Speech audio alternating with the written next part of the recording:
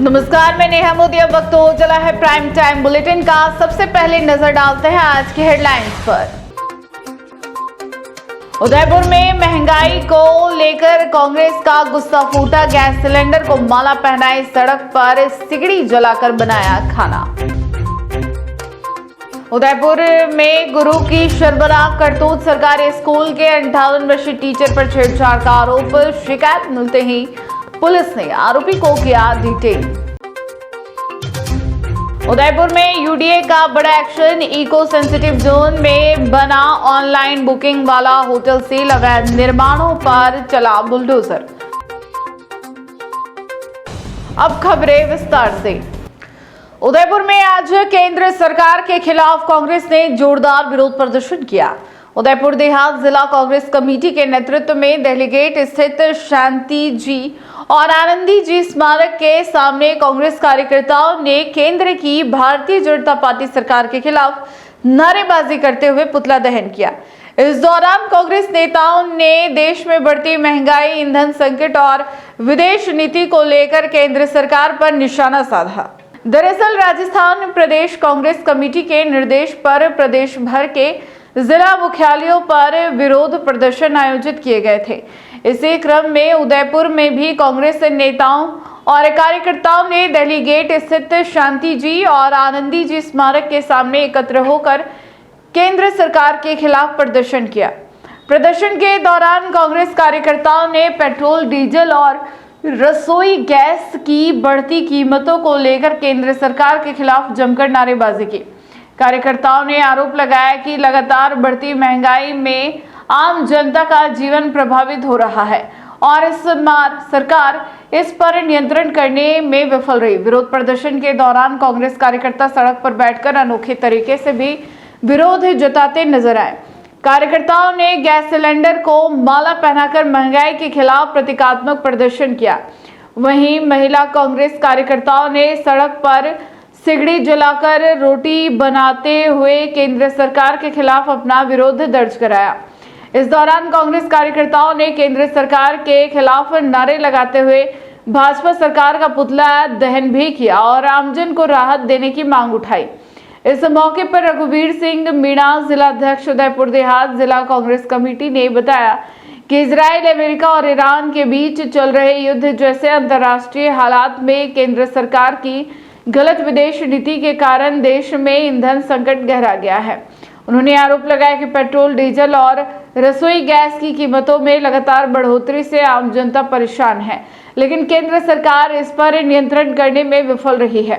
उन्होंने कहा कि इसी के विरोध में कांग्रेस पार्टी द्वारा प्रदेश कांग्रेस कमेटी के निर्देश पर पूरे प्रदेश में जिला मुख्यालयों पर विरोध प्रदर्शन किए जा रहे हैं और सरकार से महंगाई पर नियंत्रण करने की मांग की जा रही है। नाराजगी साथ साथ संकट पैदा हो गया है, तो निश्चित तौर पे कांग्रेस पार्टी के सभी लीडरान, सभी पूरी पार्टी ने तय किया है कि भारत सरकार को जगावे और उसका एक ही लोकतांत्रिक मामला है कि हम सभी सड़कों पे आए और प्रदर्शन करें ताकि देश के लोगों को विश्वास हो कि कांग्रेस पार्टी हमारे साथ है।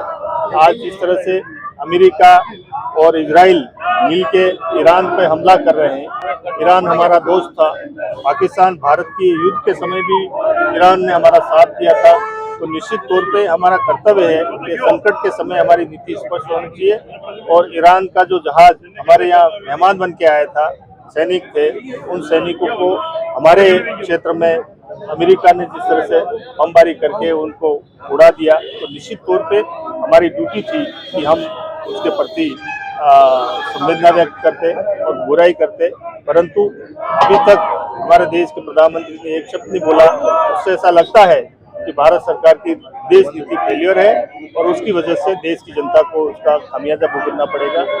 जिस तरह से गैस की त्राही मच रही है और गैस की कमी है, कीमतें बढ़ गई हैं, आने वाले समय में डीजल, पेट्रोल की किल्लत जब पैदा हो जाएगी तो निश्चित तौर पे हर चीज़ महंगी हो जाएगी, महंगाई आर्थिक स्थिति से हम पहले से ही जूझ रहे हैं और आने वाले समय में और संकट पैदा होगा। तो हम सभी कांग्रेस जन इस समय बुराई इस संकट के समय सड़क पे हैं और सब प्रदर्शन के माध्यम से सरकार का ध्यान आकर्षित है। कहने और करने में बहुत अंतर।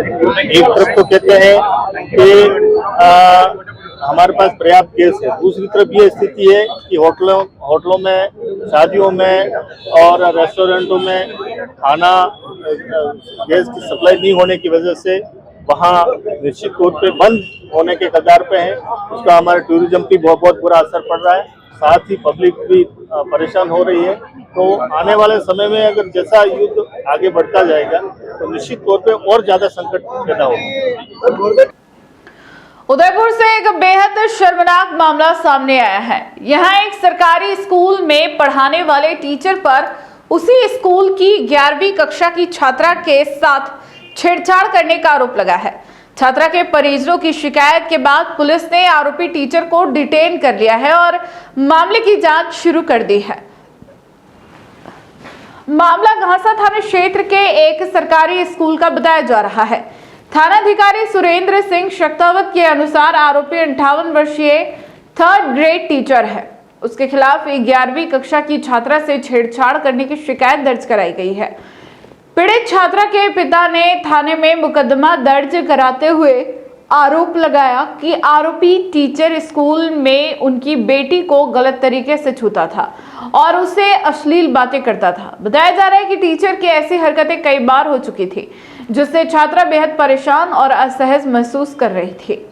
छात्रा ने आखिरकार पूरी बात अपने परिजनों को बताई, जिसके बाद परिजन स्कूल पहुंचे और प्रिंसिपल के साथ पुलिस को उसकी शिकायत दी। शिकायत मिलते ही पुलिस ने आरोपी टीचर को डिटेन कर लिया और मामले की जांच शुरू कर दी है। इधर मामले की गंभीरता को देखते हुए शिक्षा विभाग ने भी कार्रवाई की है। स्कूल प्रिंसिपल के अनुसार शिकायत मिलने के बाद आरोपी टीचर को एपीओ करते हुए सीबीईओ कार्यालय भेज दिया गया है। फिलहाल पुलिस पूरे मामले की जांच में जुटी हुई है।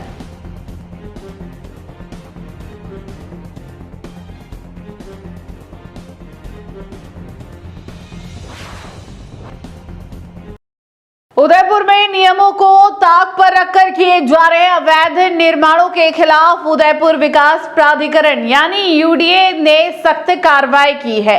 सोमवार को प्राधिकरण की टीम ने शहर के 3 अलग-अलग स्थानों पर कार्रवाई करते हुए 2 अवैध निर्माणों को सील कर दिया, जबकि एक जगह से अतिक्रमण हटाया गया। खास बात यह रही कि एक होटल इको सेंसिटिव जोन में बिना अनुमति के बनाकर उसमें ऑनलाइन बुकिंग तक शुरू कर दी गई थी।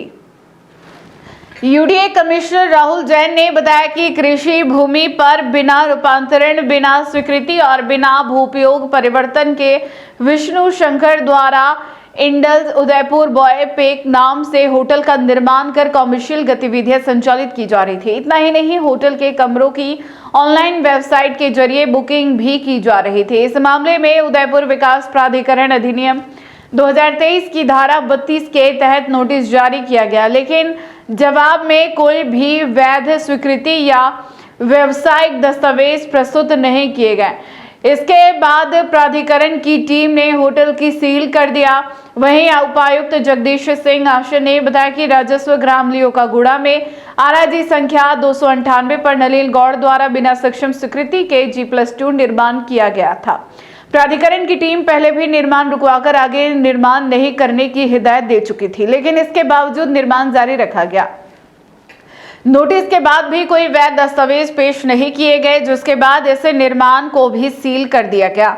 कमिश्नर राहुल जैन ने बताया कि ये दोनों निर्माण सज्जनगढ़ बायो पार्क के इको सेंसिटिव जोन में आते हैं, जहां बिना राज्य सरकार और इको सेंसिटिव कमेटी की अनुमति के किसी भी प्रकार का कॉमर्शियल निर्माण करना नियमों के खिलाफ है। इसके अलावा राजस्व ग्राम डिकली में मेगा आवास योजना के पास 100 फीट सड़क मार्गाधिकार क्षेत्र में करीब 1500 वर्ग फीट भूमि पर किए गए अतिक्रमण को भी प्राधिकरण की टीम ने मौके पर पहुंचकर हटाने की कार्रवाई की।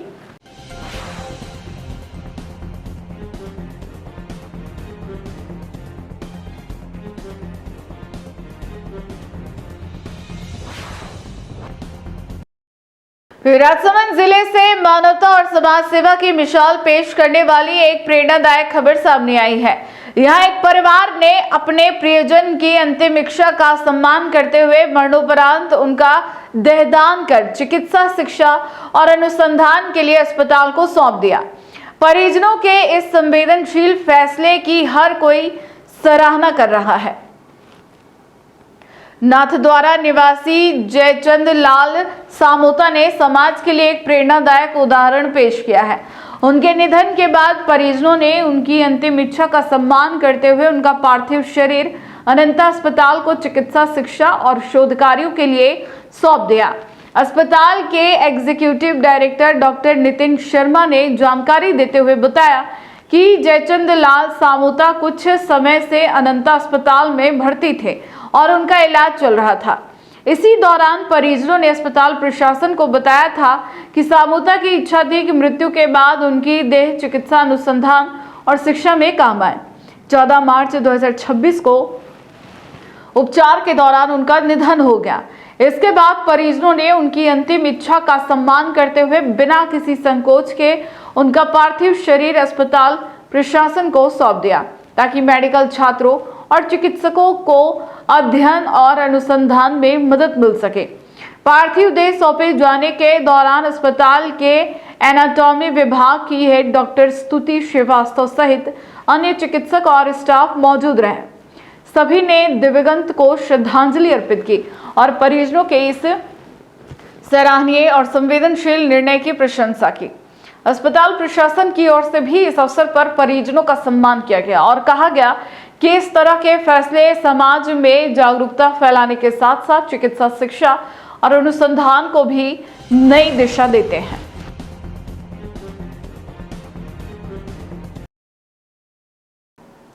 राजस्थान की चिकित्सा शिक्षा से जुड़ा एक अहम मुद्दा सामने आया है। रेजिडेंट डॉक्टरों ने एमडीएमएस थ्योरी मूल्यांकन प्रणाली में आ रही खामियों को लेकर डॉक्टर प्रमोद एवले से मुलाकात की और सुधार की मांग उठाई। डॉक्टरों का कहना है कि मौजूदा व्यवस्था में त्रुटियां और देरी उनके शैक्षणिक भविष्य पर असर डाल रही है। रेजिडेंट डॉक्टर्स एसोसिएशन के अध्यक्ष डॉक्टर दीपेंद्र सेवड़ा, संयुक्त सचिव डॉक्टर आशीष महंत और डॉक्टर्स वेलफेयर फेडरेशन के अध्यक्ष डॉक्टर विकास बामड़िया ने जयपुर में RUHS के vice chancellor doctor Pramod ji एवले से शिष्टाचार भेंट की। इस दौरान प्रतिनिधिमंडल ने MDMS थ्योरी मूल्यांकन में चल रही रिफिलिंग प्रक्रिया में खामियों, मूल्यांकन में होने वाली त्रुटियों और परिणामों में अनावश्यक देरी का मुद्दा प्रमुखता से उठाया। डॉक्टरों ने कहा कि यह समस्या रेजिडेंट्स के शैक्षणिक भविष्य के साथ साथ उनके मानसिक दबाव से भी जुड़ी हुई है। बैठक के दौरान डॉक्टरों ने पारदर्शी और निष्पक्ष मूल्यांकन प्रणाली लागू करने की मांग रखी। इस पर vice chancellor doctor Pramod ji एवले ने सभी मुद्दों को गंभीरता से सुनते हुए समिति के माध्यम से जल्द समाधान निकालने और आवश्यक सुधार करने का आश्वासन दिया। डॉक्टरों को उम्मीद है कि इस पहल से मूल्यांकन प्रक्रिया में पारदर्शिता आएगी और रेजिडेंट्स को राहत मिलेगी।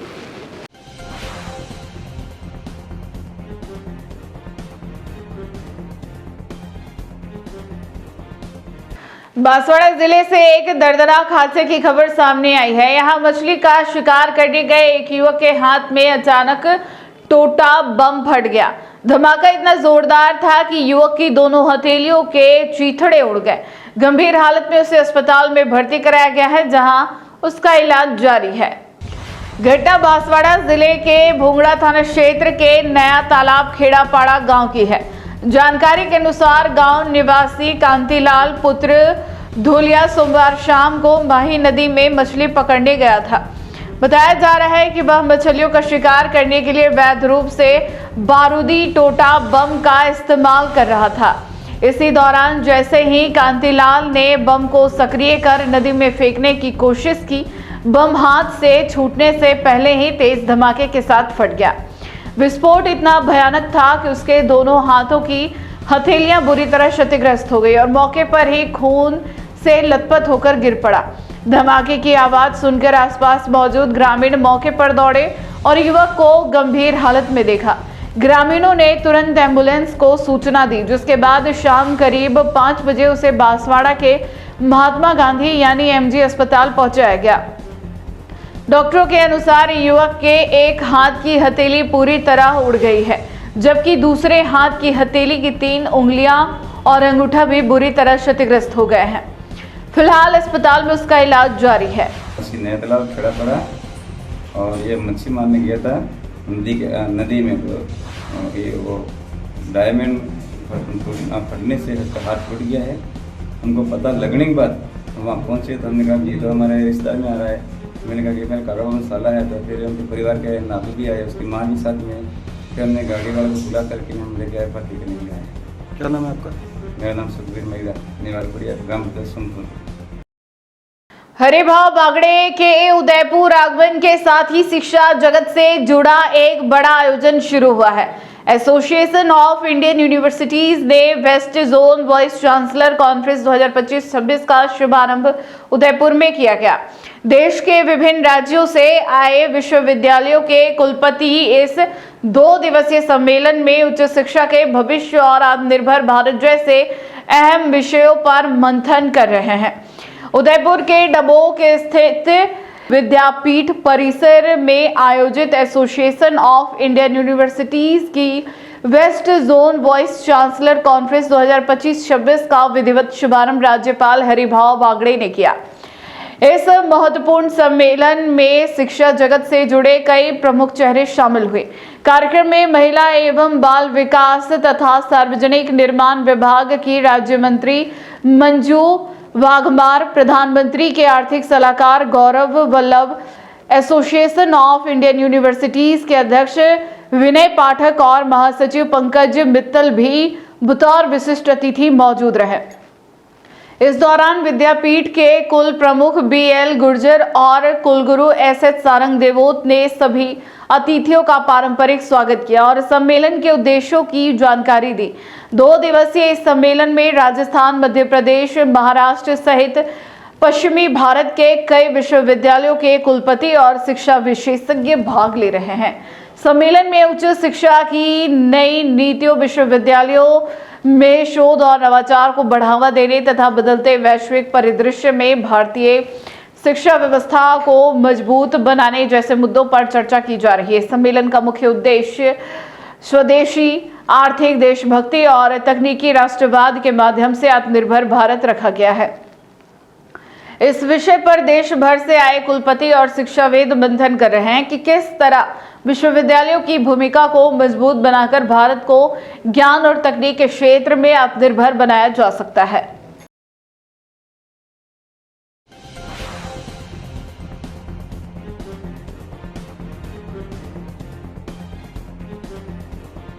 राजसमंद जिले के भीम उपखंड में पारिवारिक विवाद का गंभीर मामला सामने आया है।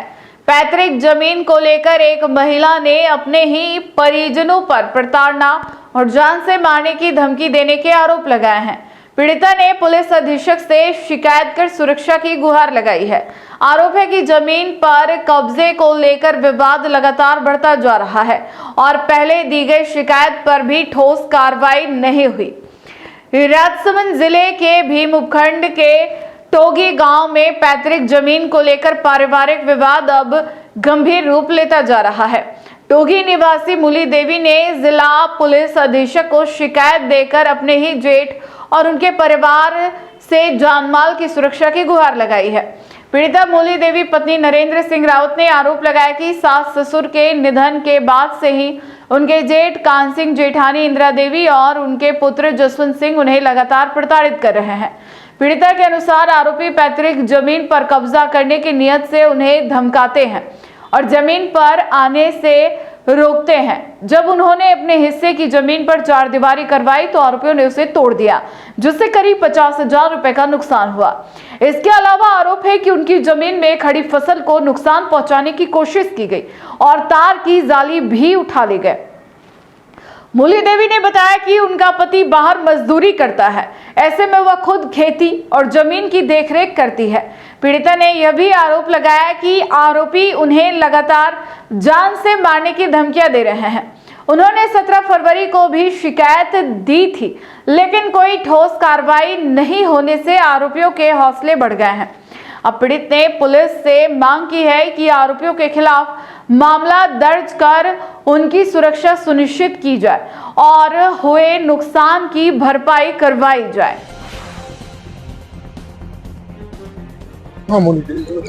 मैं टोगी से आया हूँ और मैं कान सिंह है, ये लड़ी झगड़ा कर रहा है मतलब ये, और मेरा पैरा भी धड़ो दिया उसने, उसके मिसेस ने मतलब। तो ये 12-13 साल हो गए मेरे से परेशान कर रहे हैं ये लोग। तो मैं थाना में भी कई बार रिपोर्ट दे चुकी हूँ, तो मेरी कोई कार्रवाई नहीं हुई और उनकी कार्रवाई हो जाती, मेरी कार्रवाई नहीं होती।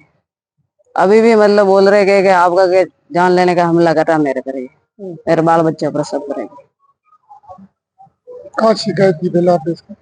पहले शिकायत की तो मतलब थाना में गया तो कि आपके मतलब कोई आते नहीं है हमारे पास। नीम धरे में पहले अब आप क्या चाहते हो? आपको क्या विवाद क्या, किस चीज के लिए लड़ाई करते हो? लड़ाई ये मतलब मेरा ससुरा जी ने मतलब हिस्सा करके दे दिया तो वे वापिस ले रहे हैं। क्या करते हो जमीन पे? जमीन पे वहाँ पे क्या क्या करते हो? वहाँ पे जमीन जैसा आप बताए जाली ले गए हो अभी। जाली तो मतलब घर पे लेके गई आई, जाली मतलब खोल दी, मैं देखो मतलब मैं मशीन लेके आई तो जाली क्या खोल दी तो उसने फेंक दी जाली। तो मेरे बहन का लड़का आया तो उसी से भी मतलब गाली गलौज कर रही थी और तुम्हारे को थाना में फंसा दूंगी ये लोग, ऐसे बोल रही थी। अब आप पुलिस से क्या मांग करते हो? क्या मांग करते हो? पुलिस क्या चाहती है, क्या करे? पुलिस मेरी सहायता करो और क्या है। उदयपुर जिले के झाडोल में सहकारी समिति कर्मचारियों ने अपनी मांगों को लेकर विरोध तेज कर दिया है। राजस्थान सहकारी कर्मचारी संयुक्त संघर्ष समिति के बैनर तले कार्मिकों ने मुख्यमंत्री के नाम ज्ञापन सौंपते हुए लंबित मांगों पर जल्द निर्णय की मांग की। कर्मचारियों ने चेतावनी दी कि यदि सरकार ने जल्द कदम नहीं उठाया तो आंदोलन और तेज किया जाएगा। झाडोल उपखंड क्षेत्र में सहकारी समितियों के कार्मिकों ने अपनी विभिन्न मांगों को लेकर आवाज बुलंद की है। राजस्थान सहकारी कर्मचारी संयुक्त संघर्ष समिति के तत्वाधान में ग्राम सेवा सहकारी समितियों के कर्मचारियों ने मुख्यमंत्री के नाम ज्ञापन सौंपा। यह ज्ञापन उपखंड अधिकारी झाडोल और उदयपुर सेंट्रल कोऑपरेटिव बैंक के मैनेजर को दिया गया। कार्मिकों का कहना है कि उनकी मांगे लंबे समय से लंबित है, लेकिन सरकार की ओर से अब तक कोई ठोस निर्णय नहीं लिया गया है। ज्ञापन में कैडर अथॉरिटी ऑफ नियोक्ता का स्पष्ट निर्धारण करने, पर्यवेक्षकों के पदों पर 100% नियुक्तियां करने और सभी कर्मचारियों का नियमितीकरण करने जैसे प्रमुख मांगे शामिल हैं। कार्मिकों ने बताया कि वे 27 फरवरी से कार्य बहिष्कार कर रहे हैं, लेकिन इसके बावजूद उनकी मांगों पर ध्यान नहीं दिया गया। उन्होंने चेतावनी दी कि यदि जल्द समाधान नहीं हुआ तो अप्रैल माह में जयपुर में विशाल रैली और महापड़ाव आयोजित किया जाएगा। कर्मचारियों ने साफ कहा कि यदि आंदोलन के चलते कोई स्थिति उत्पन्न होती है तो उसकी नैतिक और कानूनी जिम्मेदारी शासन और प्रशासन की होगी।